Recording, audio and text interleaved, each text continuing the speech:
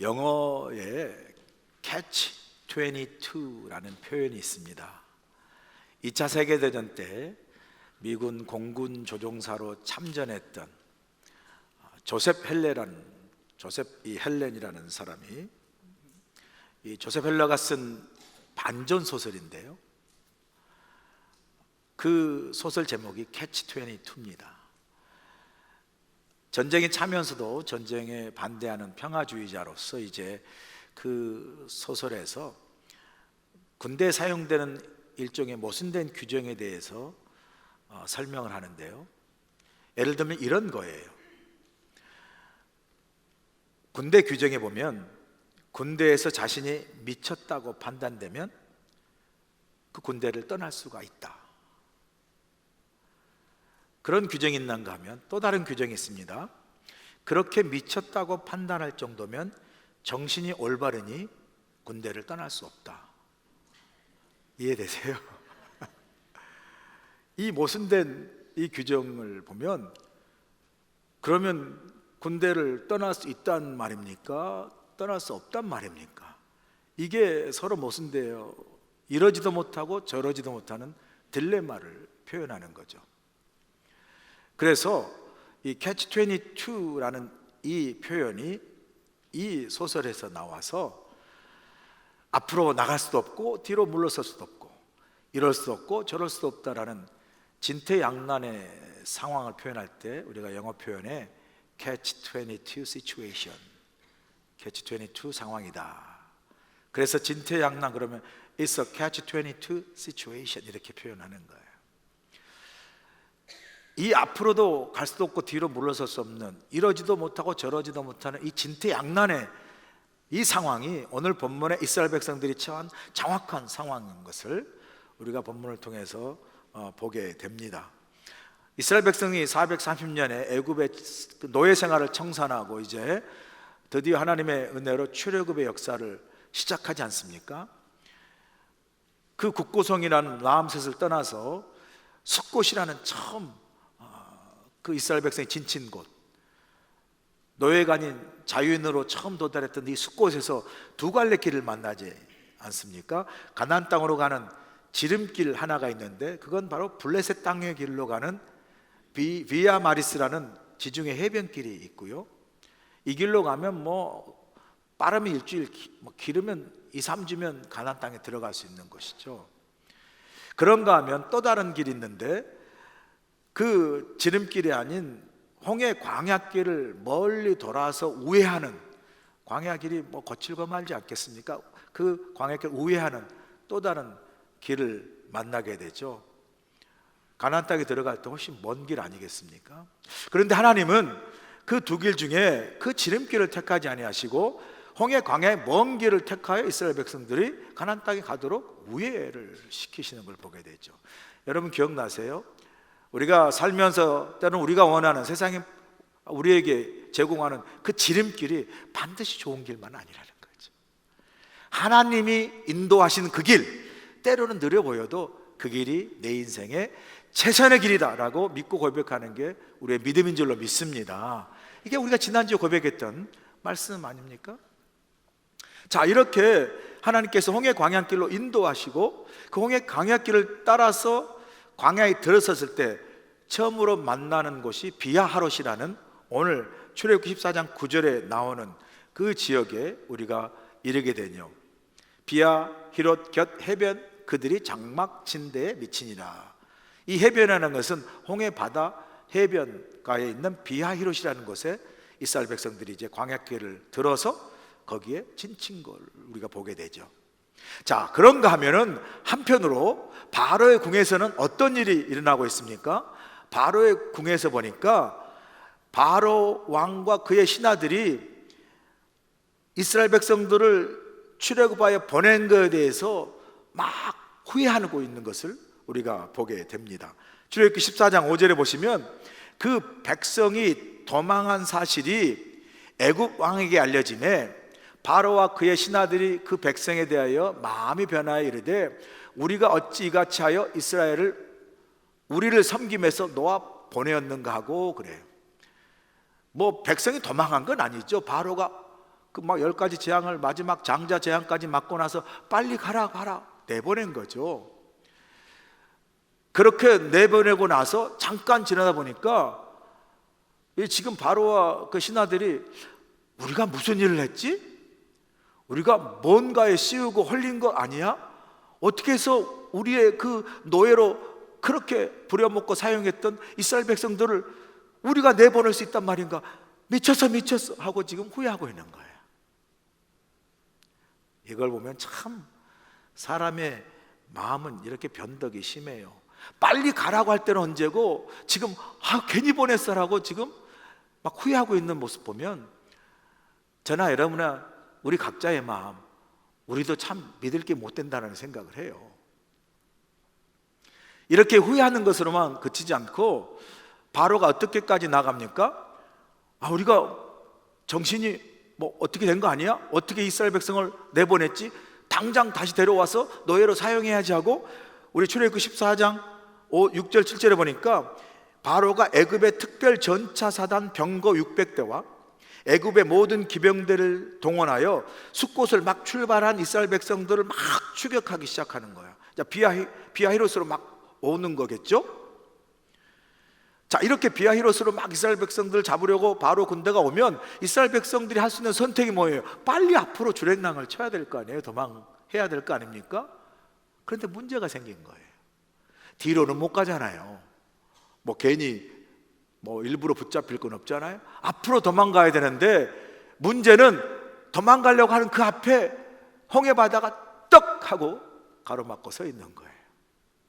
그야말로 앞으로도 나갈 수 없고 뒤로도 물러설 수 없는 진퇴양난의 캐치22 시츄에이션이 된 거죠.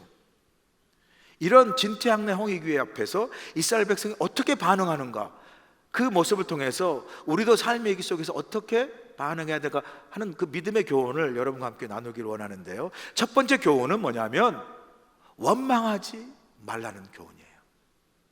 본문 11절 보세요.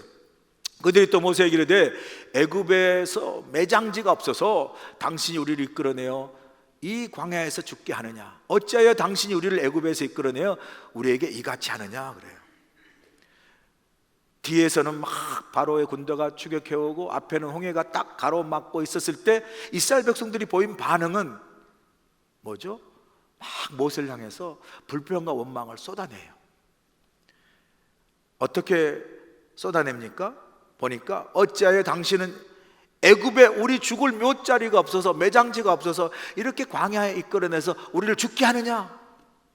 라고 막 불평하고 원망하는 거예요. 그런데 오늘 본문에 보니까 이것도 모자라서 이스라엘 백성들이 보니까 아무리 원망스럽더라도 이 말은 절대 하지 말아야 돼요. 그런데 이 말까지 하면 원망하는 걸 보게 되죠. 여기까지는 너무 심한 거 아닌가? 라고 하는 말이 본문 12절이에요. 본문 12절 보세요. 우리가 애굽에서 당신에게 이른 말이 이것이 아니냐? 이르기를 우리를 내버려 두라. 우리가 애굽 사람을 섬길 것이라 하지 아니하더냐? 애굽 사람을 섬기는 것이 광야에서 죽는 것보다 낫겠노라 그래요. 이거요, 묵상해 보면 이거 굉장히 심한 말이에요. 이건 정말 하지 말았어야 할, 건들지 말아야 할 아킬레스 건과 같은 말이에요. 이게 무슨 말이에요? 우리가 애굽에 있을 때 모세 당신에게 말하지 않았습니까? 왜 굳이 우리를 출애굽해서 광야로 가면 어떻게 가야 할지, 뭘 먹어야 할지 모르는 그런 광야에 나가서 죽을지도 모르니 차라리 우리가 애굽에 남아 애굽 사람의 노예로 살고 있는 것이 더 낫겠으니 우리를 그냥 애굽에 내버려 둬라라고 우리가 말하지 않았습니까? 전에 그렇게 말하는 거예요. 저는요, 설교를 준비하면서 깜짝 놀랐어요. 왜 놀란 줄 아세요, 여러분? 여러분은 안 놀랐죠? 좀 이상하게 하지만 저는 깜짝 놀랐어요. 왜냐하면 저는요, 이스라엘 백성들이 이 출애굽할 때 모세에게 이런 말까지 했는지 몰랐어요. 저는 모세가 하나님의 명을 받고 막 출애굽할 때 이스라엘 백성들이 얼마나 감사해서 그냥 막 모세를 따라서 그냥 순수히 다 출애굽한 줄 알았거든요. 그런데 오늘 본문에 보니까 그게 아니에요. 하나님이 이렇게 모세를 통해서 출애굽하고 있는 그 상황에서 정작 출애굽을 했던 당사자인 이스라엘 백성들은 모세에게 이런 말을 했다니 깜짝 놀란 거. 어떤 말이에요? 지금 말씀드렸잖아요. 우리가 출애굽하다 죽느니 차라리 애굽 사람의 노예로 살다 죽겠으니 그냥 내버려둬. 이런 말을 한 거예요. 저는 정말 몰랐어요, 이런 말을. 여러분 아셨어요? 왜 모르시면서 아는 것처럼 가만 계세요? 여러분도 몰랐잖아요. 저는 그냥 잘 따라 나온 줄 알았거든요. 근데 이런 말을 했더라고. 보니까 이런 말을 했어요. 그런데요, 이거 참 너무 심한 말 아닌가요? 왜냐하면 여러분 생각해 보세요. 하나님은 그 이스라엘 백성들이 바로 노예에 있는 것을, 그 신음하는 것을 그냥 안타까이 여기면서 찾아오셔가지고 그 10가지 재앙을 막 바로에게 내리면서 이스라엘 백성을 출애굽시키려고 그렇게 열심히 일하시고 그렇게 열심히 수고하고 그렇게 열심히 하나님께서 어떻게 해요? 막 역사하셨는데, 정작 이스라엘 백성들은요, 오늘 본문에 보니까 아니 우리가 광야에 나가 차라리 죽느니 애굽 사람에게 노예로 나와 차라리 여기 사는 게 더 낫겠다라고 그런 말을 했다는 걸 보면요, 야, 이건 정말 해도 너무한 게 아닌가라는 생각이 드는 거예요. 그러면서 문득 제게 마음에 드는 게요, 어떤 마음이 드냐면 동시에 야, 정말 우리 하나님은 정말 대단한 분이시구나. 저 같으면요 막 그렇게 열심히 이스라엘 백성들을 막 구하려고 애를 쓰고 막 수고하는데, 우리가 차라리 애굽 사람 출애굽하다 죽느니 애굽 사람의 노예가 되겠다라고 말하고 원망 불평하면, 그 말을 들으면 아니 내가 이렇게 너희를 위해서 열심히 일하는데 속도 모르고 이렇게 불평해? 원망해? 그래, 그렇게 살다 죽어라, 그렇게 말할 것 같아요. 여러분 안 그렇게 말할 것처럼 그렇게 참 뭐 나는 아닐 거예요 그렇게 말하는 것 같은데, 저 같으면 진짜 화가 나가지고 그래, 그렇게 살다 죽어, 이렇게 말할 것 같아. 그런데 우리 하나님은 참 대단하신 거예요.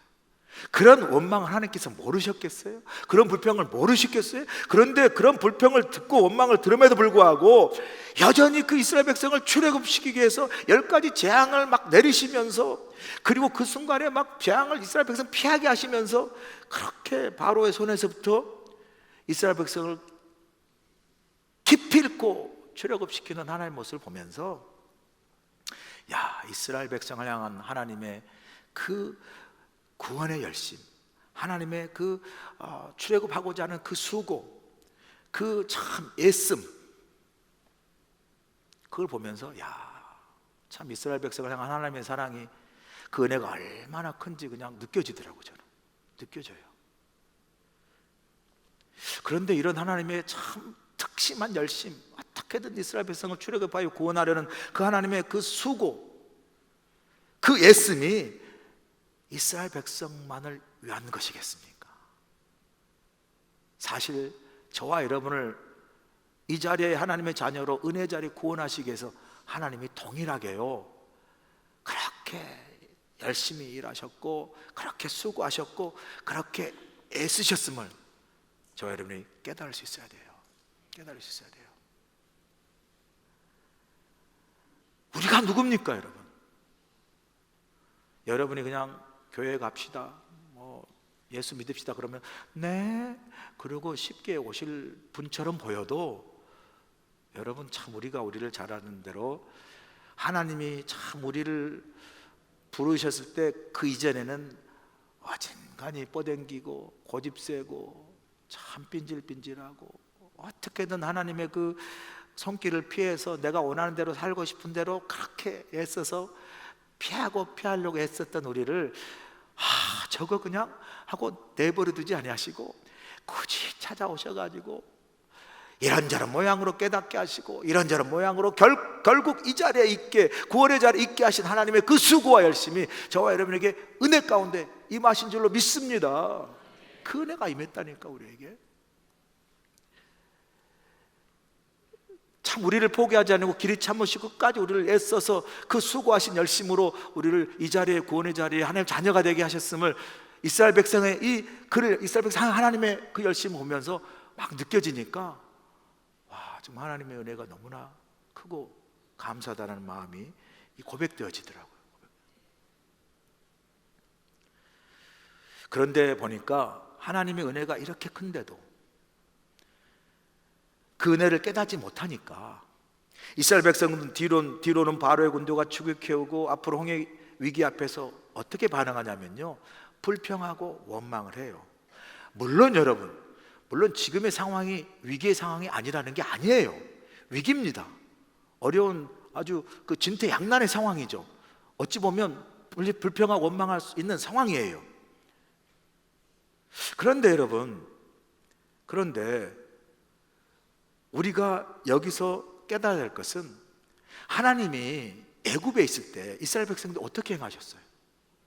애굽에 있을 때 이스라엘 백성 구원하시기 위해서 10가지 큰 재앙을 바로에게 내리셨는데, 바로에게 내린 10가지 재앙은요, 뒤집어 보면 그 재앙 속에서 뭐가 나타나요? 하나님의 권능과 하나님의 기적이 역사하거든요.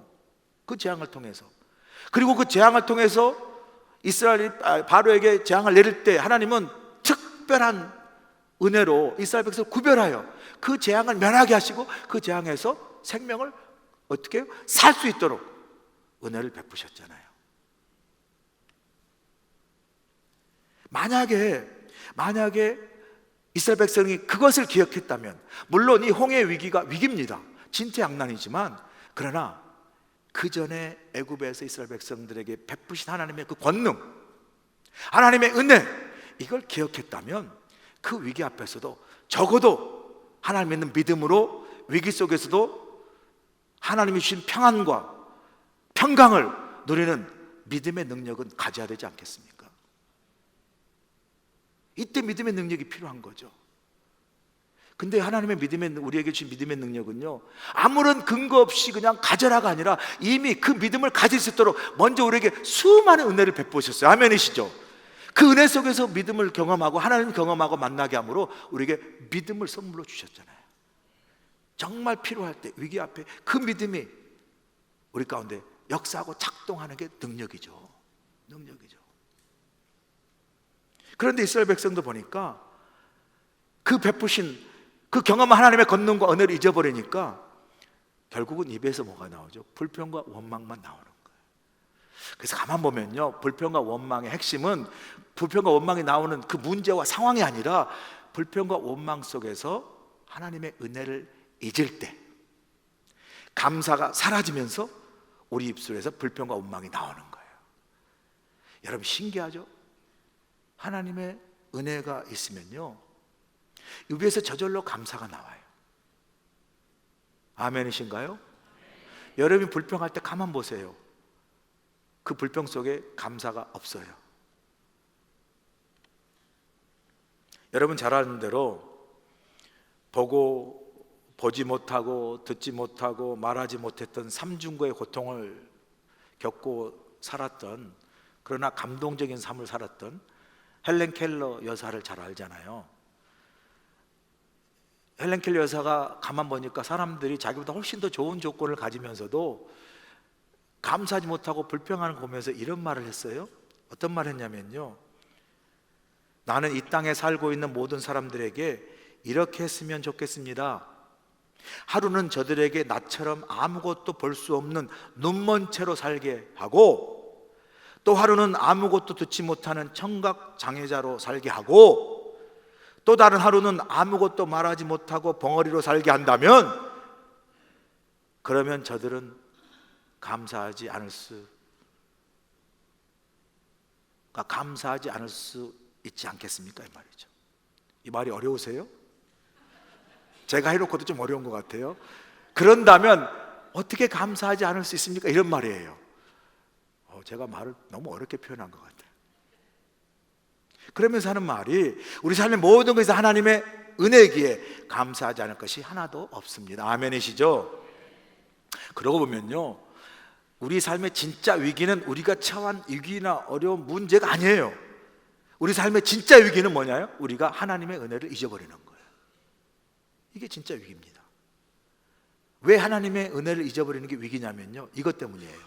하나님의 은혜가 어떻게 역사한 줄 아세요?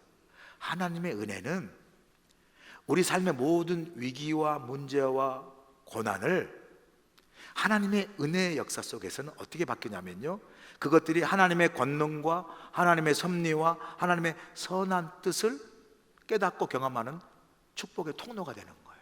언제? 하나님의 은혜 속에 있을 때. 아멘이시죠? 그래서 하나님의 은혜를 좀 더 쉽게 표현하면 이거예요. 하나님의 은혜는 우리 삶의 모든 일을 합력하여 선을 이루시는 것이 하나님의 은혜고 은혜의 능력이에요. 아멘이시죠? 그래서요, 여러분, 우리의 삶의 위기가 위기 자체가 아니라 하나님의 은혜를 잊어버리는 게 삶의 위기고요, 결국 우리가 하나님의 은혜를 잊어버리면 우리의 삶은 늘 위기 속에 살 수밖에 없어요. 왜냐하면 우리 인생이라는 거예요, 어차피 하나님의 은혜 없이면 살아갈 수 없는 연약한 존재이기 때문에 그렇습니다. 오늘 본문처럼 삶의 홍해의 진퇴양난 같은 위기를 경험하죠. 그런 위기와 어려움을 경험할 때 통과하는 게 쉽지 않아요. 어느 누가 위기와 삶의 문제와 고난이 쉽다고 이야기합니까? 어려워요. 쉽지 않습니다. 그래서 불평 원망이 나올 수도 있고요. 그런데 오늘 본문을 통해 보여주시는 중요한 그 위기 속에서도 불평과 원망이 아닌 하나님 믿음으로 견고히 설 수 있는 중요한 비결은 위기 속에서 뭘요? 하나님의 은혜를 기억하는 거예요. 하나님 은혜. 전에도 하나님이 나를 지키시고 인도하시는데 지금 이 어려운 위기와 고난의 상황 속에도 여전히 하나님이 나와 함께 하시고 나를 붙드시고 내게 은혜를 베푸실 것이고 다가올 어떤 것도 역시 동일한 하나님께서 나를 지켜서 인도하실 것이라는 그 하나님의 은혜를 우리가 기억하고 붙잡을 때, 이 은혜 속에 있을 때 은혜가 어떻게 역사한 줄 아세요? 은혜가 우리 가운데 능력으로 역사하면 삶의 위기는 기회가 되고요, 삶의 문제는 그 문제를 해결하신 하나님의 능력을 경험하는 통로가 되고, 삶의 고난은 하나님의 선하신 뜻과 섭리를 어떻게 해요? 깨닫는 축복의 통로가 될 줄로 믿습니다. 이런 은혜의 역사가 여러분께 간절히 축원합니다. 두 번째 주시는 교훈은 뭐냐면 두려워하지 말라는 교훈. 두려워하지 말라. 본문 13절 보세요. 모세가 백성에게 이르되 너희는 두려워하지 말고 가만히 있어서 오늘 너희를 행하신 구원을 보라. 너희가 오늘 본 애굽 사람 영원 다시 보지 못하려 할 때 그 서두에 하나님께서 이스라엘 백성들에게 주시는 메시지가 있죠. 지금 바로의 군대가 뒤에서 추격합니다.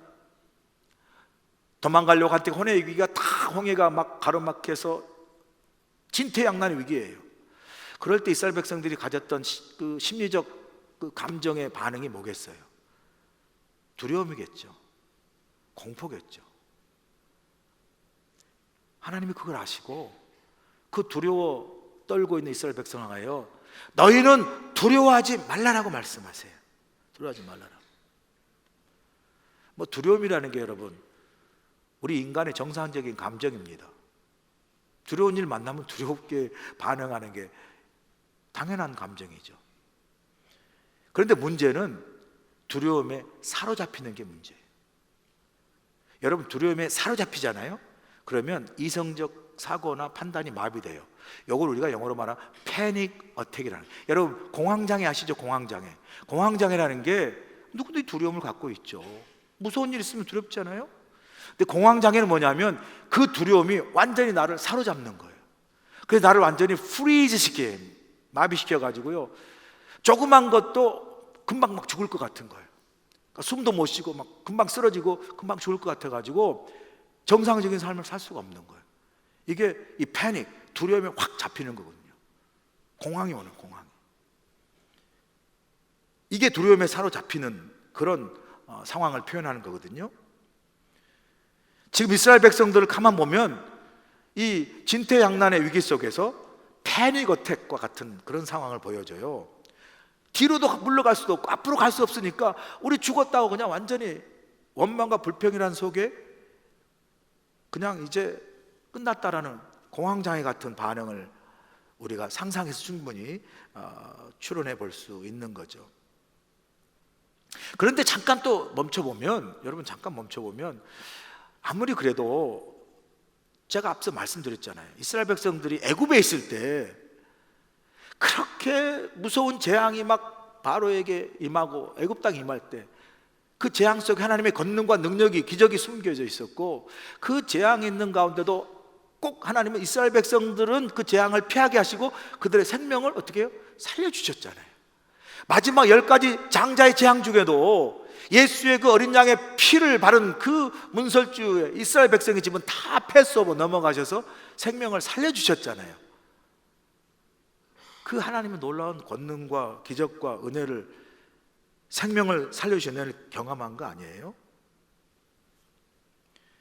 그런데도 이스라엘 백성이 딱 두려움에 사로잡히니까 그 하나님의 권능과 베푸신 은혜를 다 잊어버리는 거예요. 왜?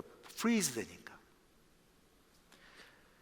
그래서 두려움 그 자체보다 가만 생각해 보면 두려움을 대한 우리의 태도가 더 중요한 거예요. 1930년 미국 경제공황 때에 대통령이 취임한 프랭클 루스벨트 대통령이 그 취임 연설에서 유명한 그 말 아시잖아요. 뭐라고 이야기했습니까?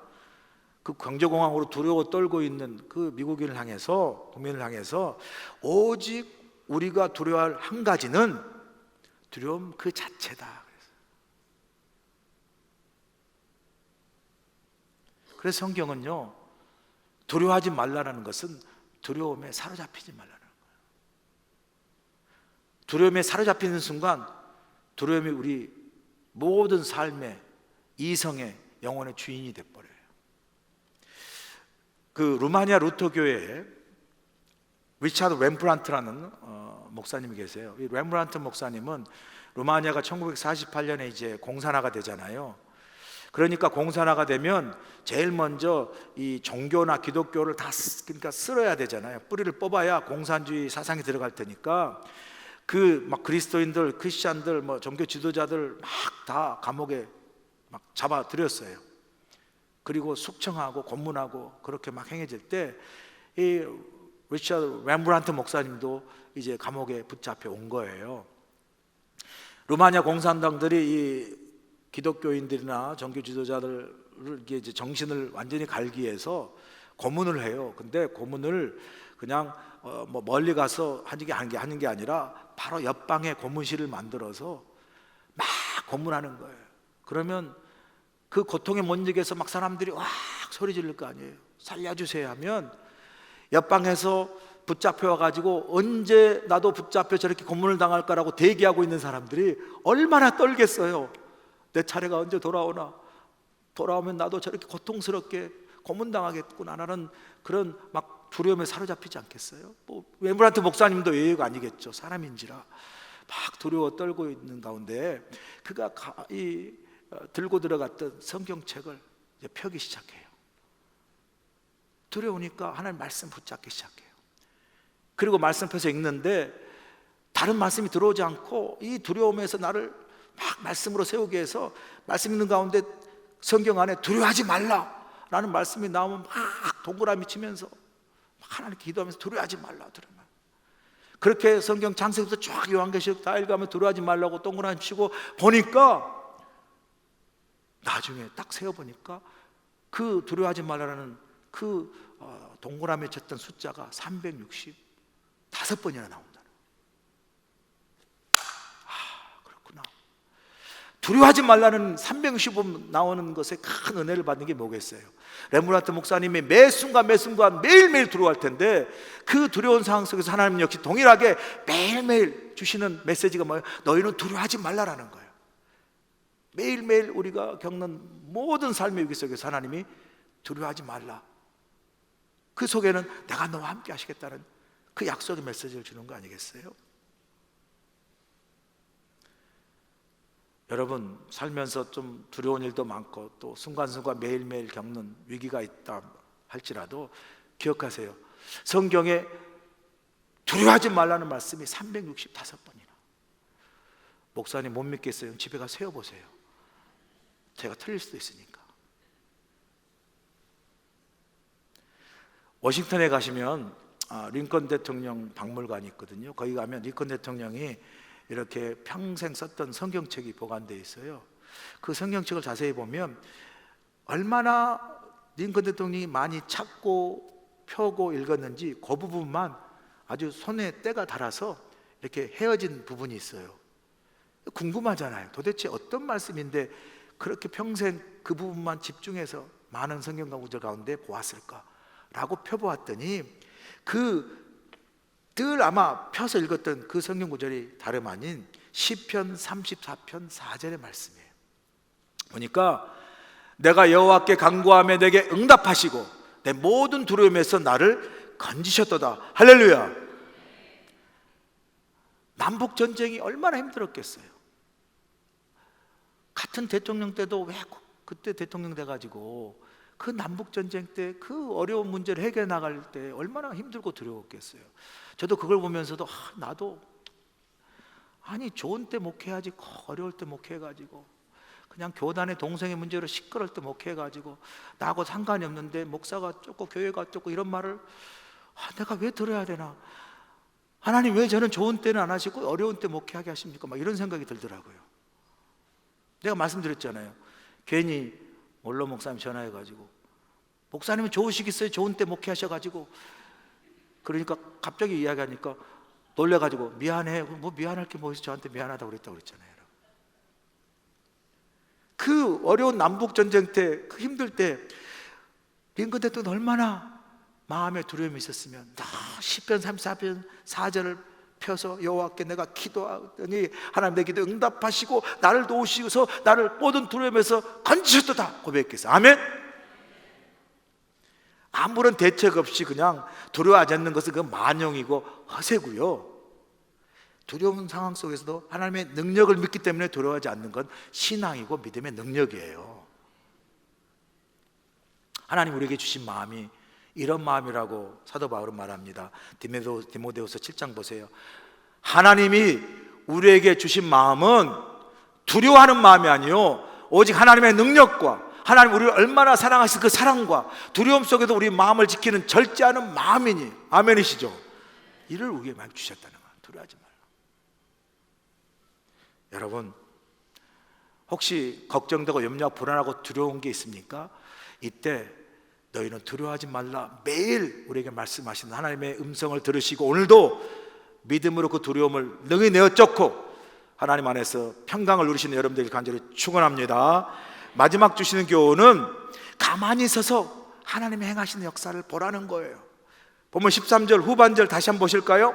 모세가 백성에게 이르시되 너희는 두려워하지 말고, 그 다음 중요합니다. 가만히 서서 여호와께서 오늘 너희를 위하여 행하시는 구원을 보라. 너희가 오늘 본 애굽 사람을 영원히 다시 보지 아니하리라. 진퇴양난의 위기 속에서 모세를 통해 이스라엘 백성들이 하나님 말씀하세요. 너희는 가만히 서서 오늘 내가 너희에게 베풀 그 구원의 역사를 어떻게 해요? 보라고 말씀하세요. 제가 설교 준비하면서 하나님 네 그러겠습니다라고 하면서도 갑자기 이런 생각이 들더라고요. 이렇게 막 그냥 뒤에는 막 바로의 군대가 쫓아오고 앞에는 도망가지 못할 수 있도록 막 홍해 앞에가 바다가 막 가로막는데, 이런 상황에서 아무리 하나님이 가만히 서서 구원의 역사를 보라고 한다 할지라도 그냥 가만히 있기가 어려운 상황이 아닌가. 뭔가 좀 해야 될 상황이 아니겠어요? 지금 이 진퇴양난에서. 그럼에도 불구하고 하나님께서 가만히 서서, 가만히 서란 말은 현재 놓인 위기와 상황을 무시하거나 포기하라, 없는 것처럼 하는 게 아니라 위기와 어려운 그 진퇴양난 상황을 아시면서도 그 모든 상황을 어떻게 해요? 하나님께 다 맡기고 하나님이 어떻게 일하시는가를 믿음으로 어떻게 바라보라 말씀하시는 거. 아멘이시죠? 여러분 살면서 어려운 일이 계실 때 여러분이 할 수 있으면 잘 푸세요. 그런데 여러분의 삶에 만나는 위기와 어려운 문제, 그게 여러분의 힘으로 할 수 없으면 그것은 여러분이 할 일이 아니라 하나님이 하셔야 될 일이에요. 하나님이 하셔야 될 일이에요.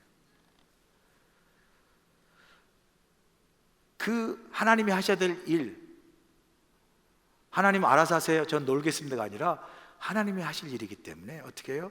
그 일을 하나님께 맡기고 잠잠히 기도하면서 어떻게 하나님이 이 일을 통해서 역사하시는가 믿음으로 바라보는 침묵의 시간이 필요해요.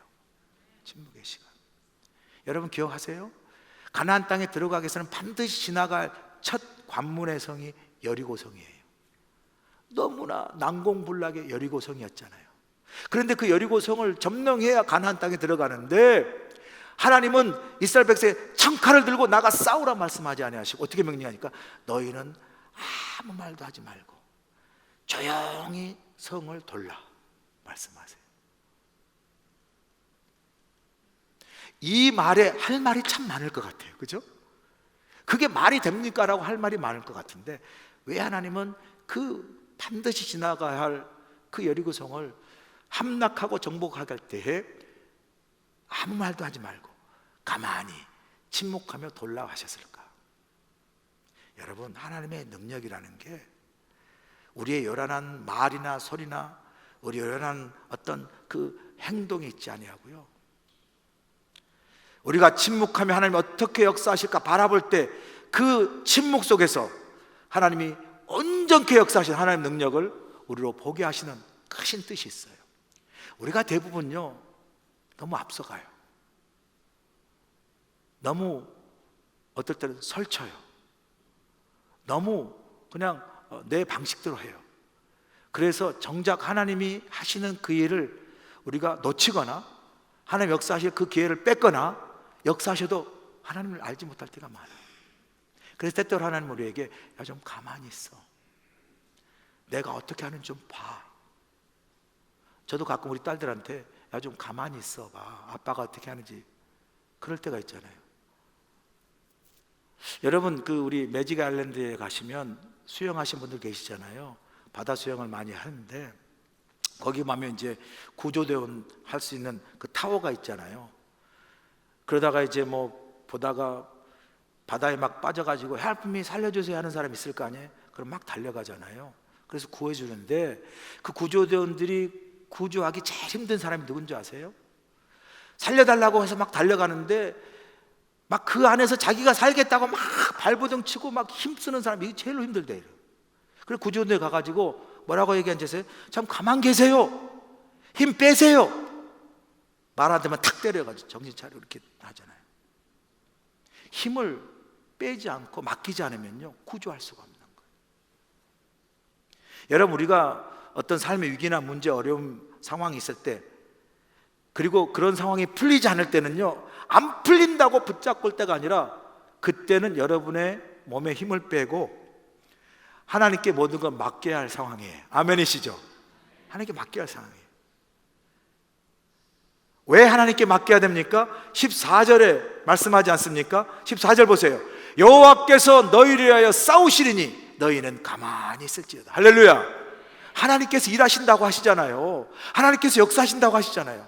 하나님께서 싸우신다고 하시잖아요. 우리를 위하여. 그래서 모세가요 이스라엘 백성들을 가만히 있게 하고 하나님께 기도해요. 기도했더니 하나님께서 모세에게 어떤 명령을 하시냐면요 너희는 앞으로 전진하라 그래요. 아니 홍해 앞에가 가로막는데 전진하라고 말씀하세요. 그러면 15절 보세요. 어떻게 얘기합니까? 여호와께서 모세에게 이르시되 너희는 어찌하여 내게 부르짖느냐? 내가 이스라엘 자손에 명령하여 앞으로 나가게 하고, 그리고 16절 보세요. 지팡이를 들고 손을 바다 위로 내밀어 그것이 갈라지게 하라. 이스라엘 자손이 바다 가운데서 마른 땅으로 행하리라 그래요. 자, 묻겠어요 여러분, 지팡이가 먼저입니까? 믿음이 먼저입니까? 야, 참 하버드 대학 들어갈 될 정도로 수준이에요. 지팡이로 바다를 갈랐지만 믿음이 먼저입니다. 지팡이로 바다를 갈라 마른 땅을 내셔도 이것이 하나님이 내신 길이라 믿음으로 걷지 않고 가다가 물이 닥치면 죽겠다고 발을 내딛지 못하면요 마른 땅을 갈라도 그 마른 땅을 밟는 경험을 못하는 거예요. 우리 믿음 생활에서요 하나님의 기적과 은혜와 능력을 경험하는 건 다른 거 아니에요. 우리의 믿음인 줄로 믿습니다. 믿음이에요. 여러분, 길이 보이지 않는다고 길이 없는 거 아니에요. 우리 하나님 어떤 하나님이세요? 하나님은 길을 내신 하나님인 줄로 믿습니다. 저는요 아프리카 케냐 선교대회를 하나님이 어떻게 하실지 잘 모르겠어요. 한다고는 해놓고 이 큰 역사를 도대체 하나님이 어떻게 하실까 알지 못하지만 하나님께서 홍해 앞으로 전진하라 할 때에 믿음으로 첫 발을 내딛고 나갈 때 그때 그 갈라놓은 마른 땅을 밟을 수 있는 은혜와 기적을 경험한 것처럼 믿음으로 순종하여 나아가면 하나님께서 그 일을 통하여 놀랍게 역사하시는 은혜와 기적을 경험하게 될 줄로 믿습니다. 그래서 이사야 40장 43, 19절을 말합니다. 보라, 내가 새 일을 행하리니 이제 나타날 것이라. 너희가 그것을 알지 못하겠느냐. 반드시 내가 광야의 길을, 사막에 강을 내리라. 할렐루야. 제 설교를 마칩니다. 여러분, 삶에 아무런 문제가 없으세요? 감사하세요. 여러분, 삶에 위기가 없으세요? 감사하세요. 여러분, 삶에 고난이 없으세요? 감사하세요. 그러나 혹시 삶의 위기와 고난을 지금 경험하고 계시면 여러분, 원망하지 마시고요, 두려워하지 마시고 가만히 서서 그 모든 상황을 하나님께 맡기고, 하나님이 그 위기와 삶의 어려운 문제와 고난 속에서 어떻게 여러분의 삶을 위해서 선한 길로 인도하시는지, 우리가 하나님의 은혜 속에 있으면요, 삶의 위기가 기회가 되고, 삶의 문제가 하나님의 그 놀라운 능력을 경험하는 통로가 되고, 삶의 고난이 하나님의 놀라운 섭리를 깨닫는 은혜의 통로가 돼서 여러분이 여러분의 힘과 능력으로 살지 아니하고 하나님 있는 믿음의 능력으로 살아가는 능력 있는 그리스도 삶을 살게 하실 줄로 믿습니다. 기도하시겠습니다. 아버지 하나님, 오늘 주신 말씀 마음에 새기고, 홍해의 위기 앞에서 이스라엘 백성들이 두려워하고 원망하는 믿음의 연약한 모습을 바라보며, 때때로 우리가 우리의 삶의 위기 속에서도 믿음으로 온전히 서지 못하고 두려워하고 원망할 때도 있었습니다. 하나님, 우리에게 말씀하십니다. 너희는 가만히 서서 하나님을 전적으로 신뢰하는 믿음 안에 하나님 역사하시는 그 놀라운 은혜를 보기를 원하시는 것처럼, 오늘 우리에게 삶의 어떤 상황 속에서도 가만히 하나님께 모든 걸 전적으로 의지하고 신뢰함으로 우리 삶 속에서, 우리 문제 속에서, 우리 위기 속에서, 우리 고난 속에서 역사하신 하나님의 은혜와 능력과 기적을 경험하는 우리 모두가 되도록 축복하여 주시옵소서. 예수님의 귀하신 이름으로 기도합나이다. 아멘. 이제는 우리 주 예수의 크신 은혜와 우리 하나님 아버지의 무한하신 사랑하심과 성령님의 감화 감동 역사하심이 우리 인생에 예기치 않는 위기와 어려운 문제와 고난을 만날 때 하나님 원망하지 않게 하시고 두려워하지 않게 하시고, 눈을 들어 우리 가운데 역사하시는 하나님을 믿음으로 바라보며 모든 하나님께 전적으로 맡기며 하나님의 능력으로 나아갈 때 우리 가운데 역사하시고, 믿음으로 하나님의 놀라운 은혜와 기적을 베푸셔서 날마다 우리의 삶이 하나님의 백성으로 승리하는 삶을 살아갈 수 있도록 함께해 주시옵기를 우리 주 예수 그리스도의 귀하신 받들어 간절히 축원하옵나이다. 아멘. 해외 최초의 한인교회로 하나님의 사명을 감당하고 있는 우리 교회는 120여 년이 지난 오늘까지 굳건하게 이곳에서 자리를 지키고 있습니다. 우리 교회는 하나님의 크신 은혜와 인도하심 가운데 성도들의 끊임없는 기도와 헌신으로 우리에게 맡겨진 사명들을 충성스럽게 감당하고 있으며 모든 감사와 찬양을 올려드리고 있습니다. 성도들의 영적 성장과 양육을 위해 말씀으로 나아가며 청년이든 자녀든 젊은이 노인이든 하나님의 꿈을 손에 쥐들고 함께 그 꿈을 이루어나가는 우리 교회, 우리 모두가 될 주님을 간절히 축원합니다. 속회 모임, 새가족 클래스, 성경 믹잡기, 커피 브레이크, 러브 인카운터, 1:1 제자 양육, 성경통신, 그리고 제자 훈련 등 다양한 프로그램들을 통해 하나님의 말씀을 더욱 깊이 묵상하고 하나님께 더욱 가까이 나아가도록 열심을 다하고 있습니다. 특별히 120주년을 맞은 지난해에는 기념원회 및 바자회, 한미연합성회, 독립운동 사적지 현판 제막식, 그리고 교회 다큐멘터리 제작 등 다양한 사역을 통해 하나님의 크신 은혜와 인도하심에 감사하며 모든 영광을 하나님께 올려드리는 복된 한 해였습니다. 경제는 어렵고 힘들지만 온 땅에 복음을 전하기 위한 해외 선교의 열정은 세계 선교대회 이후 더욱 활성화되어서 브라질과 베트남, 필리핀으로 단기 선교를 다녀왔습니다. 단기 선교를 통해 복음을 전하고 하나님의 사랑을 나누는 복된 시간이 되었습니다. 지역을 사랑하며 영혼을 사랑하는 마음으로 매일같이 피켓 전도로 복음을 전하고 있으며 지역을 청소하고 무숙자들에게 음식을 나누면서 이웃 사랑을 몸으로 실천하고 있습니다.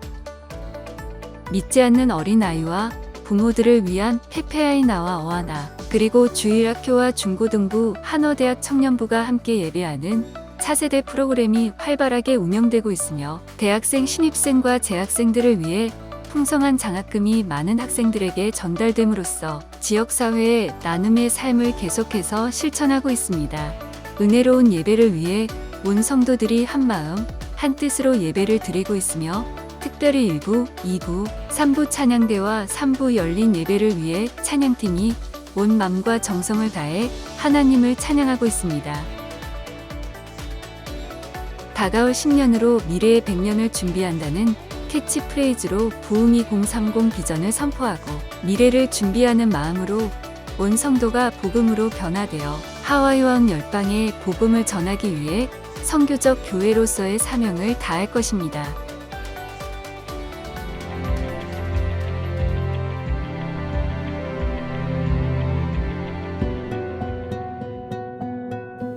Aloha! This is Sinju Huang, serving both the preschool and kinder children who God has given to us.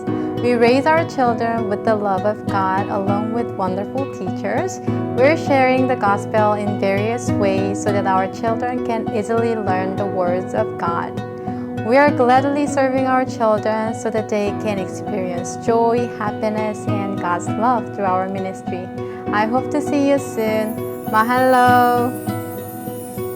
Aloha and welcome. I am Director Ellen No for Awana and Elementary Ministry. Together, teachers and I work together to strengthen our children's faith walks through the words of God, praise, and fellowship. Awana is a global program designed for the discipleship of over 4 million children. We invite you to join us in Awana and Sunday worship, and we look forward to seeing you soon. God bless you all. Aloha! Hello, my name is Nathan Lee and I am the youth pastor for our beloved 6th to 12th graders. Our youth ministry is a safe and encouraging community for students to build a firm foundation in their faith, identity, and future. During these years, students are trying to figure out who they are while learning how to successfully navigate and lead their lives. We hope to come alongside our youth during these formative years to support, encourage, and guide them with the Word of God and His love. Our vision is to see a youth that is awakened to the reality of Jesus Christ and to live passionately for Him. Our aim is to see our students powerfully encounter God's love, to empower them to go all in for Jesus, and to prepare them to live out their faith with courage and boldness. Our prayer is that our students will discover their eternal security in the purpose and the hope of the gospel as they experience the living power of the Holy Spirit in their personal lives. Our weekly gatherings are Fridays at 6:30 p.m. and Sunday mornings at 9 a.m. and 11:15 a.m. We look forward to getting to know our next generation youth and serving them. Mahalo!